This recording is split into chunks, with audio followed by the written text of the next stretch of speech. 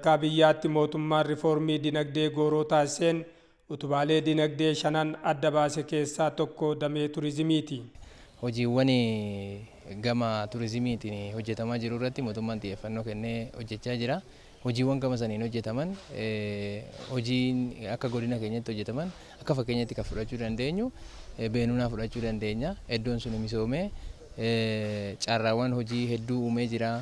Carraa hojii uumuu qofa hin ta'in dinagdee guddisuu keessatti illee gahee mataasaa qaba. Gahee mataasaa ba'achaas jira. Kanammoo haala kana itti fufsiifatu hawaasa waan hojjetame sana kunuunsuun eeguun akka kan biraatillee hojjetamu akka babal'atu gochuun baay'ee barbaachisaadha. Beenuunaan alattis aanaa Booraa keessatti hojjetamaa jira iddoon hawwata turizimii bareedanii. Hojiiwwan kun yoo kan xiyyeeffannoodhaan hojjetamaa deemame ta'e guddina dinagdee biyyaa keessatti shoora olaanaa fi gahee olaanaa taphata. Biyyoonni adda addaa biyya addunyaa kana keessatti guddina guddaa kan agarsiisan turizimiidhaan bakka guddaa kan ga'an jiran. Itoophiyaa keessatti immoo haala qabatamaa amma jiruun hoolaallu baay'ee iddoon turizimiidhaaf hawwataa ta'e naannolee adda addaa keessa hin jira.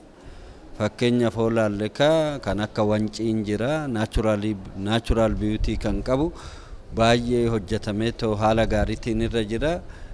Kan akka Gorgoraa naannoo sadi keessa kan jiru jira. Kan akka Halaalaa Kellaa jedhamu irratti achittis bahee hin jira. Bakka baay'eedha. Beenuun kan jedhu Baha Shawaa keessa kan jiru hin jira. Paarkiiwwan immoo Inxooxxoo irratti hin jira. Yuunitii paarkiin irra hin jira. Haala adda addaatiin hin jira. Kuni kan beeknudha ifa galaadha. Mootummaan akka waliigalaatitti olaallu yeroo ammaa xiyyeeffannoo guddaa qabatee kan irratti hojjetudha. Kanaafuu kun immoo guddina dinagdee biyyaa keessatti gahee guddaa qaba. Uummanni irree faayidaa adda addaa qabaata. Gara biraatiin immoo turizimiin kun immoo namoota harkisuudhaan galii biyyaa guddisuu keessatti gahee guddaa kan qabudha.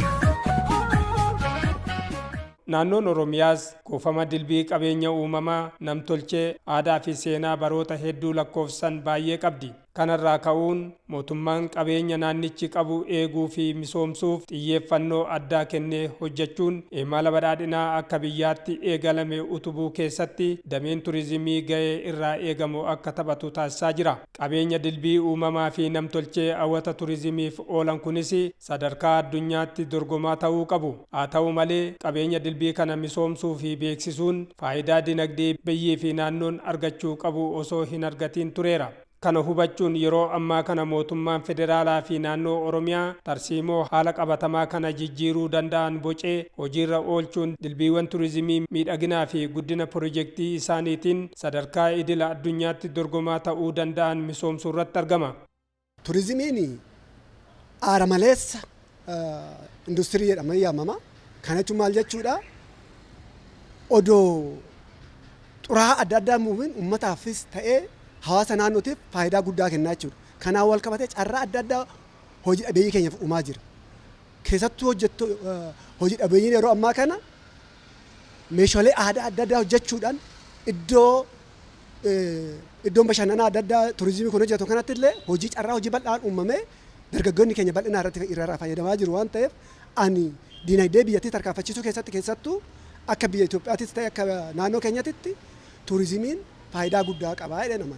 Mootummaan aadaa fi safuun uummata tokko akka hin dagatamneef yeroo ammaa kana karaa adda ta'eetiin iddoowwan hawwata turizimii ta'e adda baasee misoomsaa jira.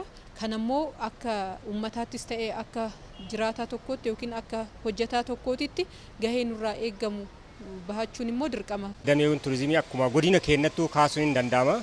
Gammoojjii naannoo Fantaallee keessatti bakka hin yaadamne bakka akkanumatti gatameetiin yeroo dheeraaf gammoojjii ta'eetiin hin taa'u Beenuunaa kaasuun hin danda'ama. Amma Beenuunaa yoo ilaalle tanaan dura lagni sun akkasumatti haroon ciisuun akkanumatti taa'ee dhiibbaa uummatarra geessaa ture. Dhiibbaa uummatarra geessaa ture uummataaf hin ta'u dhiibbaa guddatu ture jechuudha. Lafa isaa nyaataa miidhaa manneen barnootaa diigaa waan akkasii geggeessaa ture jechuudha. Yeroo ammaa bakki sun bakka misoomaa ta'ee almost biyya biraati jechuun danda'ama. Baddaa fakkaata, lafa baddaa fakkaatudha. Gammoojjii ijji isaa laaluudhaaf namatti ulfaatu ture. Amma garuu misoomee yoo laalan baay'ee hawwataa ta'e.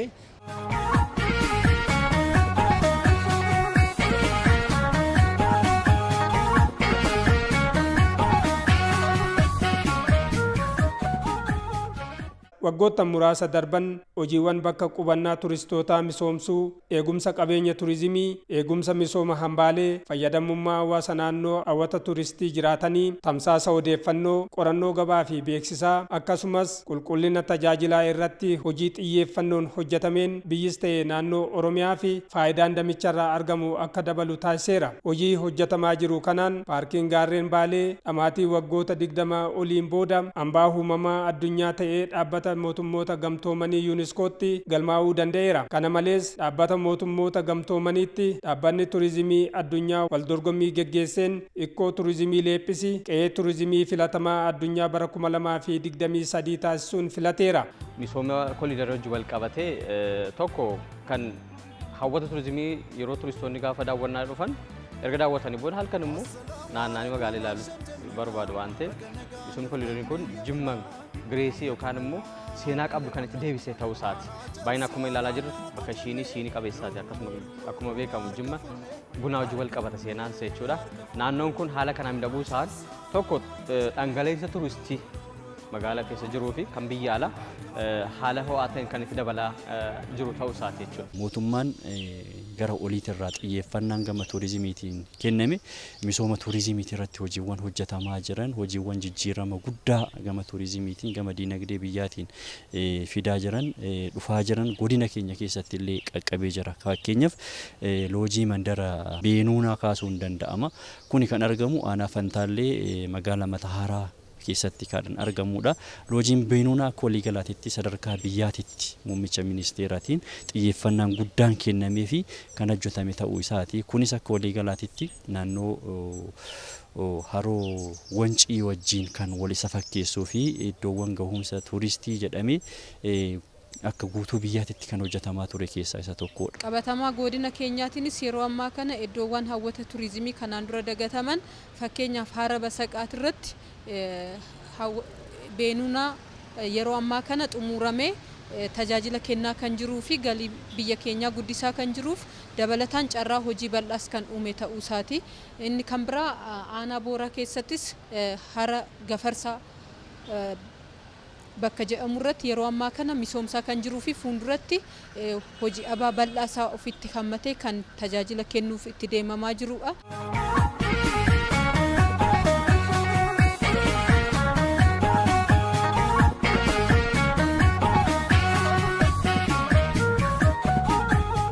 Dilbiiwwan sadarkaa addunyaatti dorgomaa ta'an akkanaa qabaachuun biyya keenyaafis ta'e naannoo keenyaaf carraa guddaadha. Carraa argame kanatti fayyadamuun dilbiiwwan biroo misoomsuu, kunuunsuu fi beeksisuu akkasumas carraa hojii dhuunfaa fi waldaalee dargaggootaaf uumuun danda'ameera. Dabalataanis bakkeewwan hawwata turistii misoomsuu, beeksisuu fi galii irraa argamu guddina biyyaa fi naannoof gochuuf paarkiiwwan haaraa godinaalee garaagaraa keessatti argaman adda baasuun daangeffamanii hojiin misoomsuu fi kunuunsuu hojjetamaa jira. Turizimii wajjin wal qabatee gaafa turistiin dhufu hoteela mijataa, riizoortii, loojii kan kana fakkaatan kan itti barbaadu ta'uu isaati. Haaluma kanaan hoteelota amma fakkeenyaaf kan Haayilee Riizoort banamuusaa carraa guddaadha Jimmaatti jechuudha. Dabalataan immoo koliidariin kun babal'achuusaa tokko dhangala'insa turistii gara Jimmatti fiduudhaaf kan biyya alaas kan biyya keenyas dabalataanis immoo Center of Tourism baay'inaan akkuma beekamu Jim Center of Trade jedhamteetti kan itti beekamaa turte jechuudha. Dabalataanis trade qofa yookaan immoo daldala qofaan osoo hin ta'in turizimiidhaanis iyyuu seentara yookaan immoo giddugala taatee haala mijataa uumtee kaateetii keessummaa simachuudhaafis haala mijataa kan itti qabdu ta'uu isaati kan itti calanqisaa jiru jechuudha.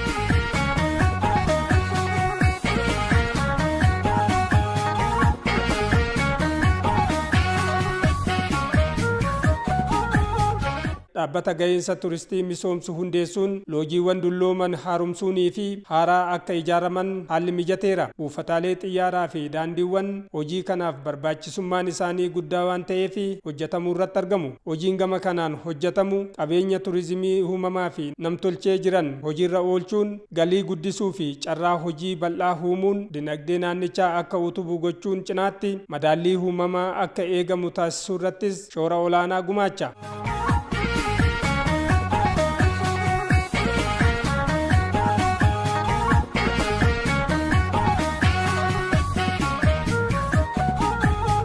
Walumaa galatti xiyyeeffannoo guddaa itti kennamee hojii hojjetamaa jiruun bakkeewwan hawwattooti turizimii Oromiyaa qe'ee filatamtuu turistoota addunyaa akka ta'an gochuu irratti milkaa'inni gaariin argamaa jira. Dabalataanis ogeeyyii turizimii fi hawaasa naannawaa gahinsa turistiitti argamaniif leenjiin hubannoo cimsu yeroo yeroon kennamaa jira. Hojii investimentii turizimii seektira dhuunfaa jajjabeessuufis hojjetamuu irratti argama. Kanaafis mootummaan abbootii qabeenyaa seektira kanarratti investi gochuu barbaadaniif paakeejii addaa qopheesseera.